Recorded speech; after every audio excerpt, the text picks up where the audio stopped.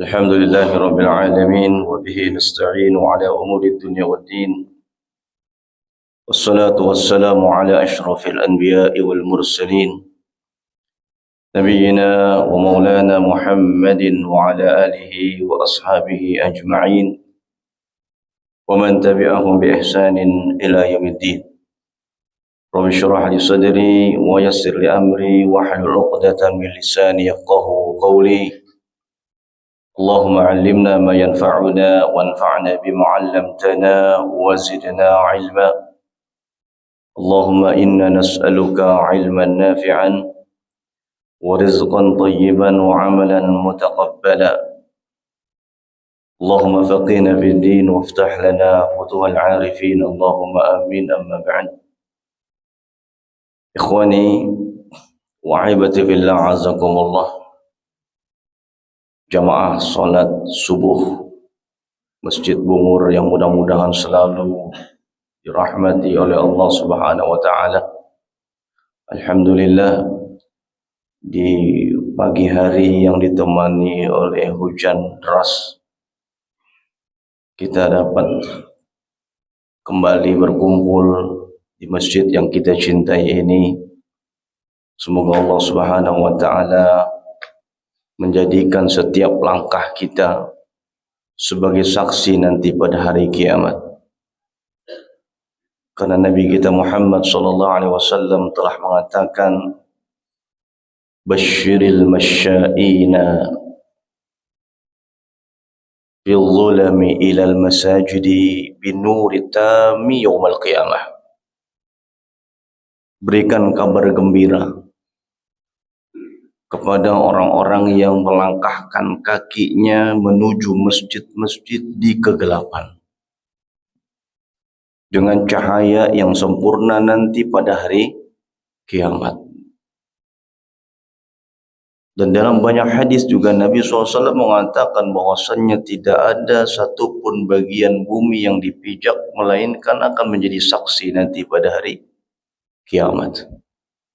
Semoga langkah kita akan menjadi saksi bukti kebaikan kita dalam rangka memakmurkan masjid-masjid Allah Subhanahu wa taala. Alhamdulillah, puji dan syukur kita panjatkan kepada Allah, Rabb yang selalu dan senantiasa mencurahkan nikmat-Nya serta kasih sayangnya kepada kita semua, sehingga pada pagi hari ini bertepatan dengan tanggal 18 Ramadan sampai 19 sekarang. Bukan 19 biasa. 18 Ramadan 1447 Hijriah. Masya Allah, udah tanggal 18 saja. Perasaan baru kemarin kita masuk Ramadan ya. Subhanallah. Jemaah yang dimulakan Allah Subhanahu wa taala, alhamdulillah Allah masih memberikan kepada kita kesempatan untuk kembali bertemu dengan bulan yang mulia, bulan yang istimewa, bulan yang banyak didambakan oleh orang-orang yang sudah mati, Pak. Kita mungkin kurang merasakan keistimewaan Ramadan. Tapi mereka, orang-orang yang sudah mendahului kita, mereka sadar. Mereka baru tahu bahwasannya Ramadan adalah bulan yang sangat mulia. Karena di dalam bulan Ramadan ini Allah bebaskan hamba-hambanya dari siksa api neraka. Makanya seorang ulama bernama Imam Ibnul Jauzi mengatakan, "Wallahi law qila lil mauta tamannaw." Seandainya orang-orang mati hari ini diberi pertanyaan, apa harapan terbesar kalian? Latamannau an yakunu yawman fi Ramadan.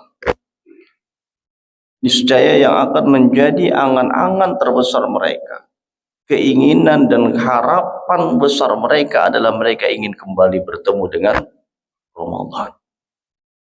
Karena Ramadan ini waktu yang sangat istimewa.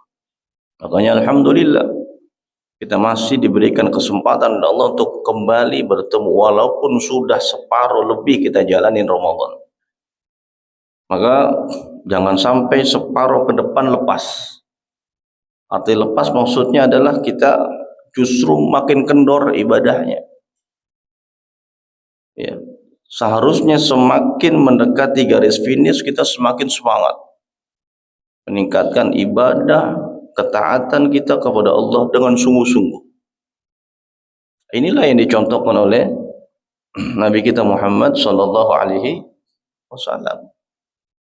Nabi kita Muhammad kalau sudah mencapai mendekati garis finish beliau sungguh-sungguh. Ini Nabi Muhammad yang dosa-dosanya udah ampunin oleh Allah. Tempatnya sudah jelas dalam sorga, beliau mendapatkan sorga tertinggi. Ya, adapun kita belum jelas, dosa kita juga belum dapat jaminan diampunin, dan tempat kita nanti di akhirat juga belum tahu. Maka seharusnya kita lebih meningkatkan lagi. Ya, mungkin 16 atau 17 hari sebelumnya kita biasa-biasa saja, maka sisanya ini, ya, sisa daripada Ramadan ini nggak boleh kita habisin untuk biasa-biasa saja. Kita ingat ibadah. Jawab Allah Subhanahu Wa Taala. Ini diantara bentuk cara mensyukuri nikmat sampainya kita pada bulan Ramadan. Nah, insyaallah Taala pada kesempatan pagi hari ini kita akan membahas sebuah tema yang berjudul korelasi antara puasa dengan muraqabah. Ya, muraqabah itu apa sih? Ada yang tahu arti muraqabah? Muraqabatullah. Apa yang dimaksud dengan muraqabatullah? Nggak ada yang tahu? Herman, malu-malu. Muraqabah adalah perasaan diawasi oleh Allah Subhanahu wa taala. Di mana kita merasa bahwasannya Allah taala selalu mengawasi kita, dan memang Allah selalu mengawasi kita. Innallaha kana 'alaikum raqiba. Sesungguhnya Allah Subhanahu wa taala Maha mengawasi kalian. Ini kita di sini diawasi oleh Allah. Allah tahu. Allah lihat. Bahkan kita ngumpet di tempat yang sempit pun Allah tahu. Ya, seandainya kita bisa masuk lubang semut, lalu kita sembunyi di situ, Allah tahu. Tidak ada yang tersembunyi bagi Allah. Innallaha la yakhfa 'alaihi syai'un fil ardi wala fis sama' wa huwas samiul alim. Sesungguhnya Allah tidak ada sesuatu pun yang tersembunyi darinya, baik yang di bumi maupun yang di langit. Semua terjangkau dengan ilmu Allah Subhanahu wa ta'ala, dan Allah Maha tahu semuanya. Oleh karenanya ibadah puasa ini punya hubungan erat dengan muraqabah.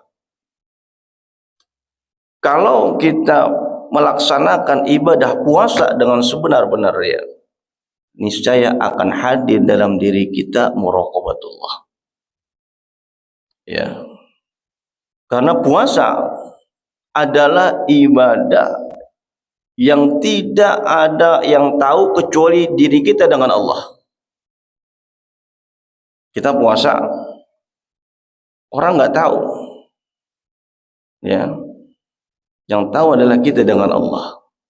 Atau ada mungkin sebagian orang mengaku puasa padahal enggak. Ya. Lalu dia bilang ke orang, saya sedang puasa, padahal dia enggak puasa. Maka dengan puasa ini sangat memiliki hubungan erat dengan muraqabah. Artinya kalau seorang melaksanakan puasa dengan benar, dia jalanin puasanya dengan sungguh-sungguh, dengan penuh penghayatan, niscaya akan hadir dalam dirinya muraqabatullah. Dan muraqabatullah inilah yang dikenal dengan ihsan. Dikenal dengan apa? ihsan. Apa itu ihsan? Ihsan adalah tingkatan Islam yang tertinggi. Islam ada 3 tingkatan. Islam, iman, dan ihsan. Derajat tertinggi adalah ihsan. Ya. Apa itu ihsan? Kata Nabi, an ta'budallaha ka'annaka tarahu. Fa in lam takun tarahu fa innahu yaraka. Yani engkau beribadah kepada Allah seolah-olah engkau melihatnya. Kita puasa, ya, meninggalkan makan dan minum mulai dari terbit fajar tadi sampai waktu maghrib karena memenuhi perintah Allah. Dan kita nggak berani itu makan siang-siang. Kita nggak berani minum siang-siang. Walaupun kelihatannya es kelapa seger, tapi kita nggak berani. Kenapa? Karena kita merasa diawasi oleh Allah Subhanahu wa taala. Ya, fa in lam takun tarahu fa innahu yarak. Kalaupun engkau tidak bisa melihat Allah, maka ketahuilah Allah melihatmu. Ya, ini derajat tingkatan yang tertinggi di dalam Islam. Orang kalau sudah sampai pada derajat ihsan, luar biasa, akan terlahir dari dia sifat-sifat yang baik. Akan nampak dari perbuatannya perbuatan-perbuatan yang baik. Akan keluar dari lisannya tutur kata yang baik. Nanti akan kita sebutin, ya, buah daripada muraqabatullah. Jemaah yang dimuliakan Allah Subhanahu wa taala, muraqabah ini adalah satu amalan yang sangat besar di sisi Allah Subhanahu wa taala. Ya. Dan di antara buah daripada muraqabah dijelaskan oleh para ulama, yang pertama adalah as-sidq. Buah daripada muraqabah yang pertama adalah kejujuran. Di mana orang kalau sudah menghadirkan dalam dirinya dia diawasi oleh Allah, dia nggak bakal berani bohong. Dia nggak bakal berani berdusta.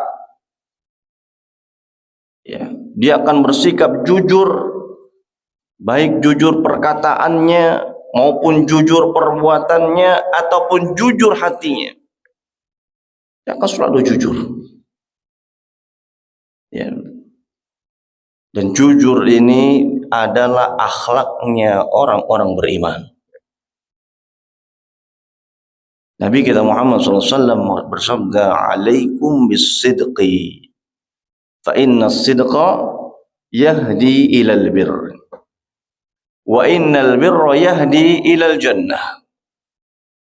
Kata Nabi SAW, hendaknya kalian selalu bersikap jujur.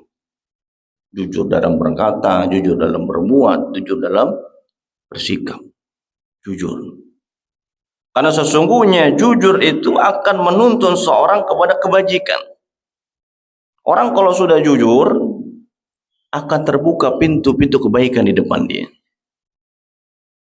Ya, kalau orang sudah jujur akan terbuka pintu-pintu kebaikan di depannya. Dan kebaikan-kebaikan itu kata Nabi akan membawa dia kepada surga. Wa iyyakum wal kadzib, dan jauhin lawan daripada jujur itu. Yaitu apa? Bohong, dusta. Wa iyyakum wal kadzib fa innal kadziba yahdi ilal fujur. Karena sesungguhnya kedustaan akan membawa seorang kepada keburukan. Orang kalau sudah sekali bohong, itu selanjutnya akan bohong lagi nih. Percaya dia.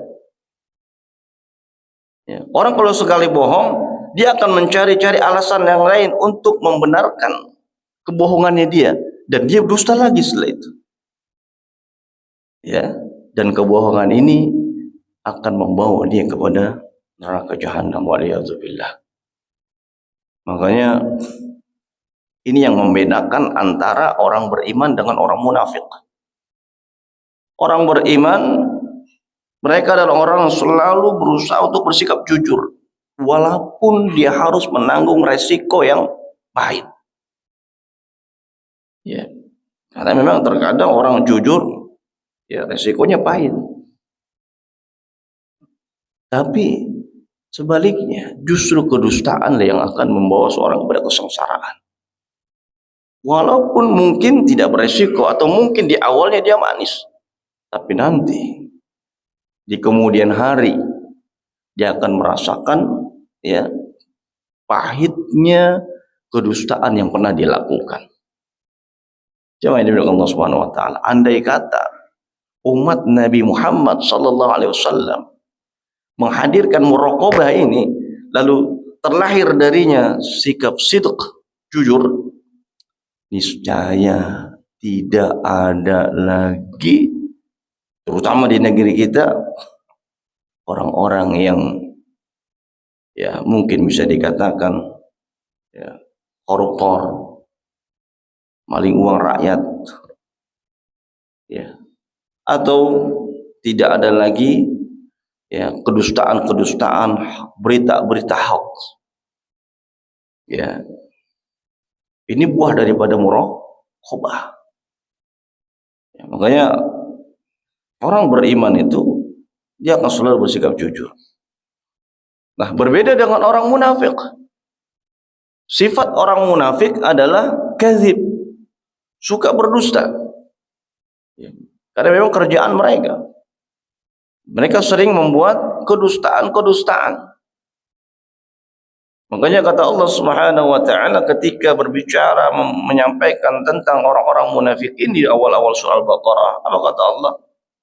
Orang munafik mengatakan ketika mereka ditanya apa namanya?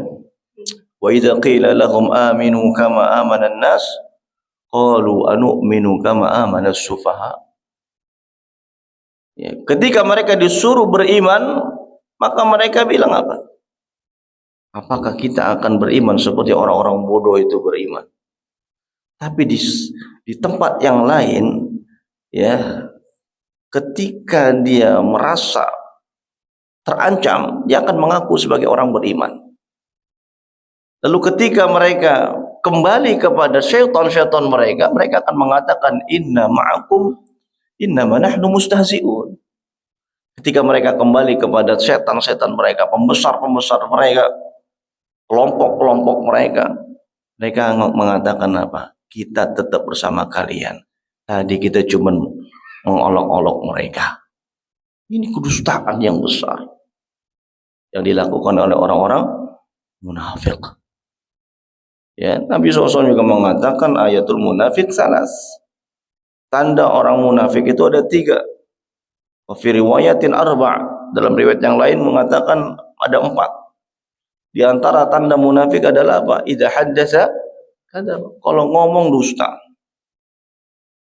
Ya, kalau berbicara yang disampaikan adalah kedustaan, kebohongan, hoax. Ini sifatnya orang-orang munafik. Kenapa mereka bisa terbiasa berdusta? Karena adamul muraqabah. Tidak adanya muraqabah dalam hatinya. Ya. Tidak ada perasaan mereka merasa diawasi oleh Allah Subhanahu wa taala. Nah, para jamaah yang Allah Subhanahu wa taala, ini buah yang pertama, ya. Buah yang kedua daripada muraqabah, ya, adalah bahwasannya muraqabah itu akan membuat seorang menjauhi daripada perbuatan-perbuatan dosa. Ya. Ketika seorang menghadirkan muraqabatullah, merasa diawasi oleh Allah Subhanahu wa taala, maka dia tidak akan melakukan kecuali hal-hal yang dapat mendatangkan ridha Allah. Ya. Sebab dia yakin Allah Maha melihat. Dia yakin Allah Maha mengetahui. Ya, Allah punya nama Al-Basir. Allah punya nama Al-Alim. Allah punya nama Al-Khabir. Zat yang mengetahui perkara-perkara yang sangat detail. Ya. Allah tahu. Ya. Allah katakan dalam surah Ghafir, ya'lamu kha'inatal a'yuni wa ma tukhfis sudur. Allah tahu mata-mata yang khianat. Mana mata-mata yang khianat, Allah tahu. Dan apa yang disembunyikan dalam hati pun Allah tahu. Sedetail itu Allah tahu.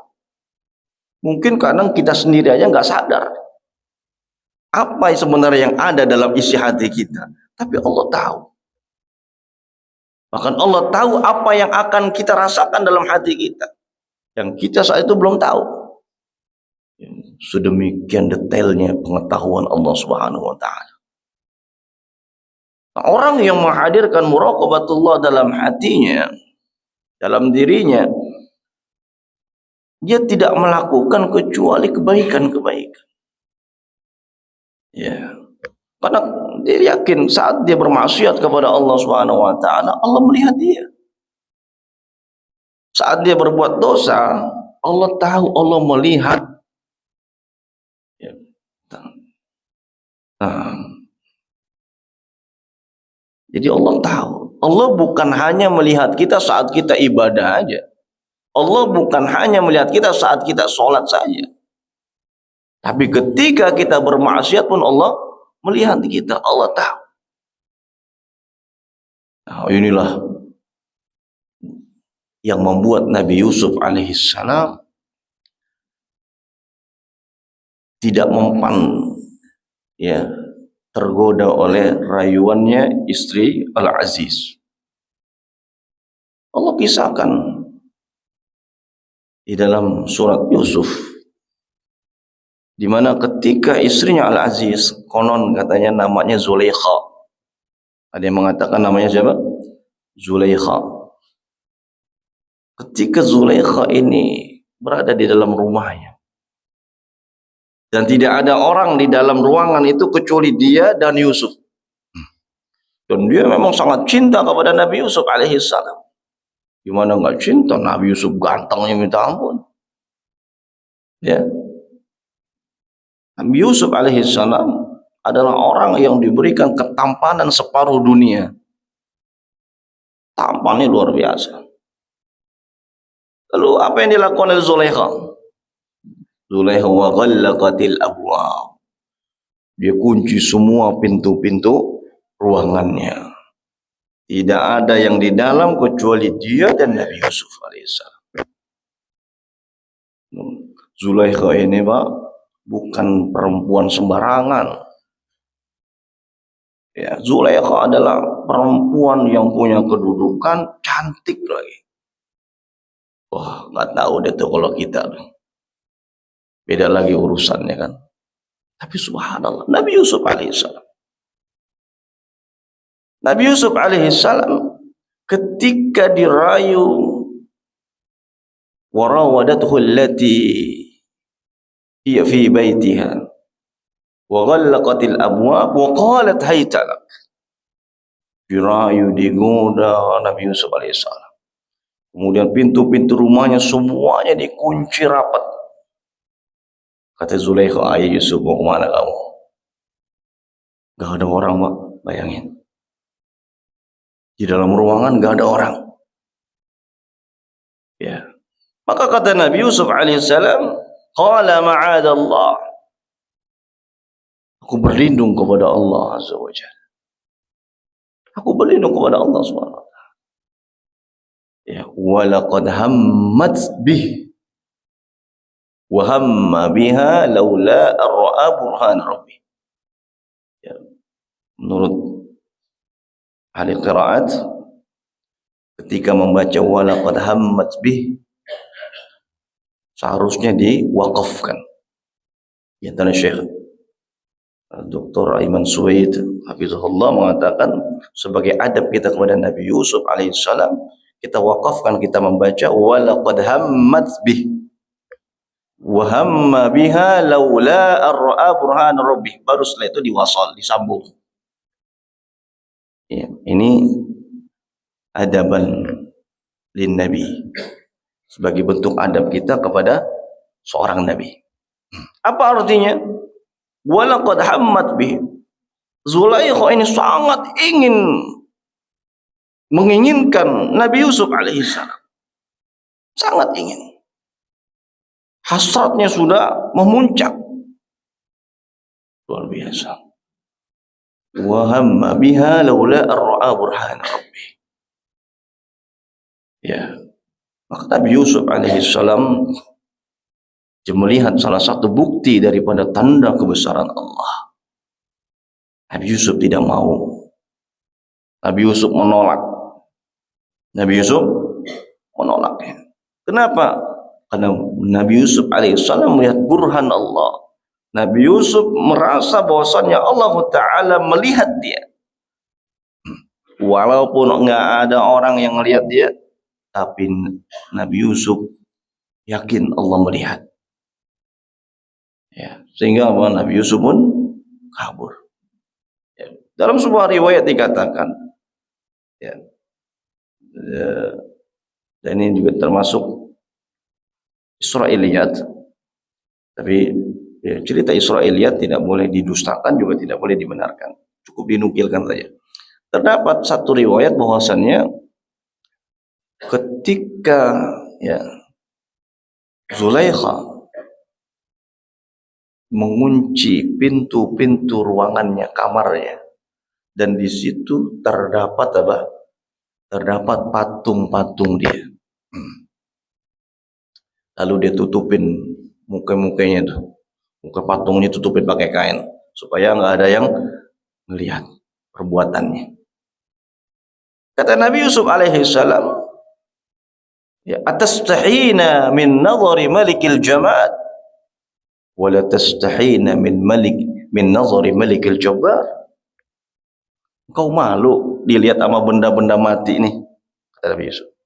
Tapi engkau enggak malu ketika al-malikul jabbar melihatmu, yaitu Allah Subhanahu wa taala. Ya. Baik, makanya Nabi Yusuf alaihissalam setelah itu beliau melarikan diri dan ya ditariklah bagian gamisnya hingga koyak, hingga sobek. Nah, ini yang menjadi indikasi bahwa Nabi Yusuf berada dalam kebenaran. Ya. Syahidnya ikhwatul iman, jemaah yang dimuliakan Allah Subhanahu wa taala adalah perasaan muraqabatullah yang ada pada dirinya Nabi Yusuf alaihi salam. Ya, lihat Nabi Yusuf alaihi salam, beliau luar biasa mencapai kepada derajat ihsan. Ya, ini ujian yang sangat berat ya Pak. Gak gampang, apalagi ya untuk para pemuda, dan Nabi Yusuf saat itu masih muda usianya. Luar biasa. Makanya Nabi pun memberikan kabar gembira kepada pemuda-pemuda yang seperti ini. Ya, pemuda yang seperti ini akan diberikan kabar gembira dengan apa? Diberikan naungan nanti pada hari kiamat. Saat tidak ada naungan kecuali naungan dari Allah Subhanahu wa taala. Saat kita berada di padang mahsyar, ya, matahari didekatkan di atas kepala kita sejarak 1 mil, panasnya luar biasa. Ya, tidak ada tempat bernaung, tidak ada naungan kecuali orang-orang yang Allah berikan naungan. Di antaranya adalah ya warajulun da'athum ra'atun zatu jamalin wa mansabin faqala inni akhafullah. Ya, ciri mereka yang diantaranya adalah seorang laki-laki yang diajak berhubungan oleh seorang wanita cantik kaya raya, tapi dia berkata, saya takut kepada Allah, saya takut kepada Allah. Ini yang akan mendapatkan naungan pada hari kiamat. Dan ini berat sekali, ya, berat sekali, kecuali orang-orang yang Allah berikan rahmat, ya.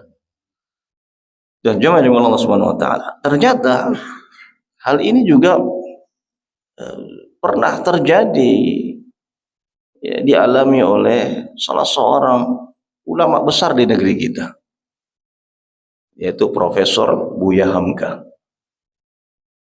Beliau menulis buku Tafsir Al-Azhar. Beliau menukilkan kisah ini di dua bukunya. Pertama di Tafsir Al-Azhar ketika mentafsirkan surat Al-Ankabut ayat 45. Inna salata tanha 'anil fahsya wal munkar wal baghi. Sesungguhnya salat itu dapat mencegah seorang dari perbuatan keji, munkar dan jelek, kezaliman. Ya. Dan juga di bukunya yang lain yaitu yang berjudul 4 bulan di Amerika. Buya Hamka rahimahullah rahmatan wasi'ah. Beliau menceritakan di tahun 1952 saat kala itu umurnya baru 44 tahun, masih muda berarti.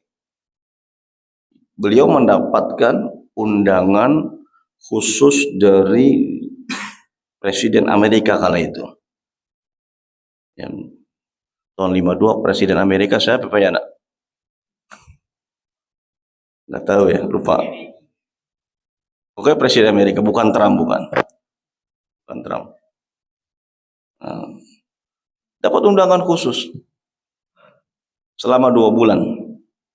Maka berangkatlah Buya Hamka ke Amerika. Ya. Beliau berangkat sendirian, nggak pakai ajudan, ya, nggak bawa anak, nggak bawa istri, nggak bawa teman, sendiri. Lalu beliau nginep di sebuah hotel, ya, disediain hotel mewah. Setelah beliau mulai istirahat, datang ya, pelayan hotel bersama seorang pelacur, wanita bule Pak, bule luar biasa.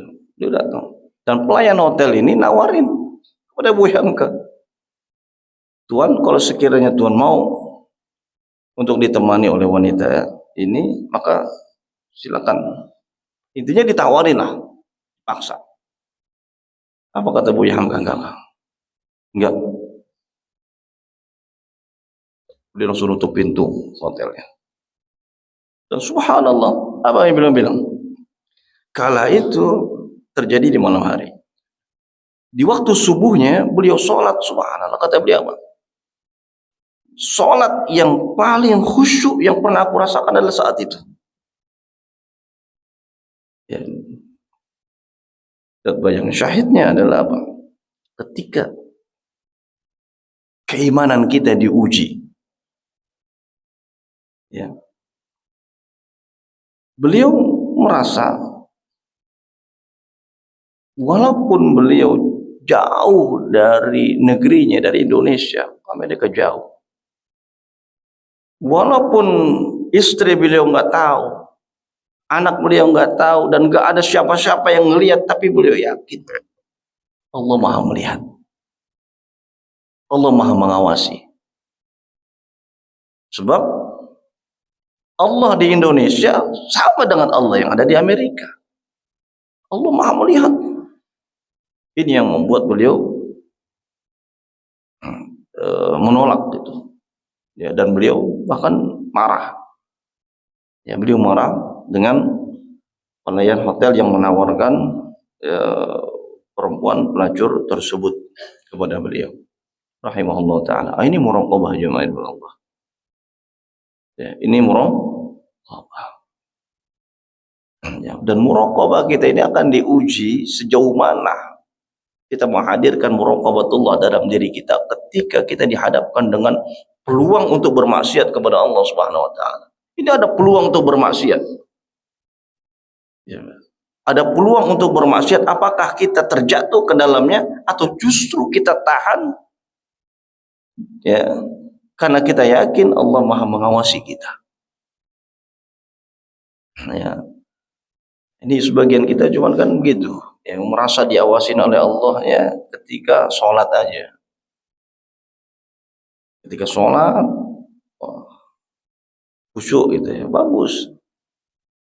Ya, kan dia yakin Allah melihat dia, Allah mengawasi dia. Tapi ketika bermaksiat kadang kita lupa. Allah juga ngawasin kita, Allah juga ngelihat kita, Allah juga tahu keadaan kita. Ya, macam Allah Subhanahu wa taala ini muraqabatullah. Ya. Dan disinilah kesabaran kita akan diuji. Yakni sabar ketika ada dorongan untuk bermaksiat lalu kita tahan. Ya, kan sabar ada 3. Pertama, sabar ala taatillah, di atas ketaatan kepada Allah. Ketika kita ibadah, berbuat taat, kita sabar. Walaupun kadang orang ya mungkin ngata-ngatain kita soal ya so baik seterusnya lah, tapi kita sabar. Yang kedua, sabar as-sabru an ma'siyatillah, bersabar dari melakukan maksiat. Yani bersabar ketika ada peluang untuk bermaksiat di depan kita, tapi kita sabar. Ya, coba sekarang, sudah sejauh mana kita dapat muraqabatullah dari ibadah puasa kita? Tiap hari kita pegang HP. Tiap hari kita pegang HP. Di HP kita macam-macam keluarnya tuh. Ada yang begini, ada yang begitu. Ya. Artinya pada peluang kan untuk bermaksiat. Sudahkah kita menghadirkan muraqabatullah? Atau justru malah saat kita maksiat kita lupa sama Allah. Ya, kita lupa sama Allah padahal kita bermaksiat. Dan padahal Allah lihat kita. Allah ngawasin kita. Ya. Maka perlu kesabaran jemaah Allah. Perlu kesabaran menahan diri kita untuk tidak bermaksiat kepada Allah. Dan sabar yang ketiga adalah sabar ala aqdarillah. Bersabar di atas takdir-takdir dan ketetapan Allah Subhanahu wa taala. Ya.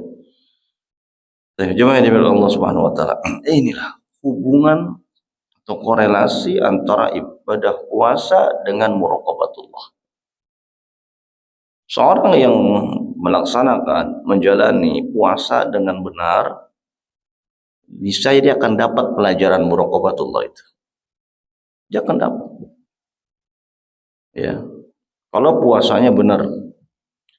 Tapi kalau puasanya hanya sekedar ikut-ikutan, hanya sekedar mungkin ya karena bulan Ramadan bulan puasa dia puasa, tapi tidak menghayati daripada ibadah puasanya, dia nggak dapat tuh muraqabatullah.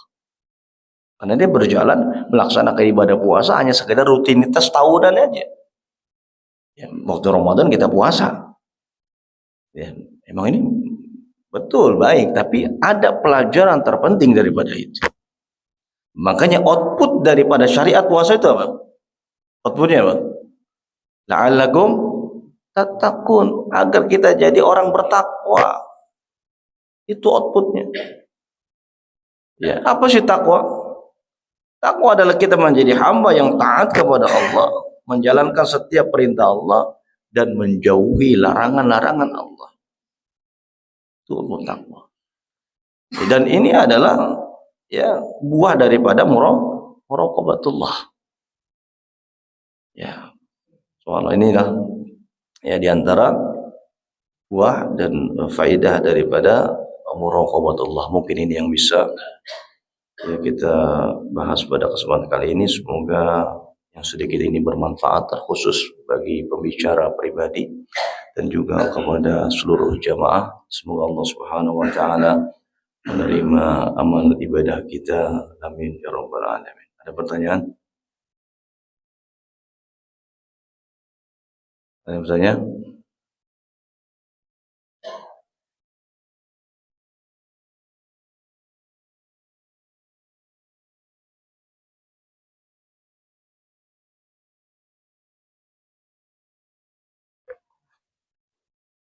Ada.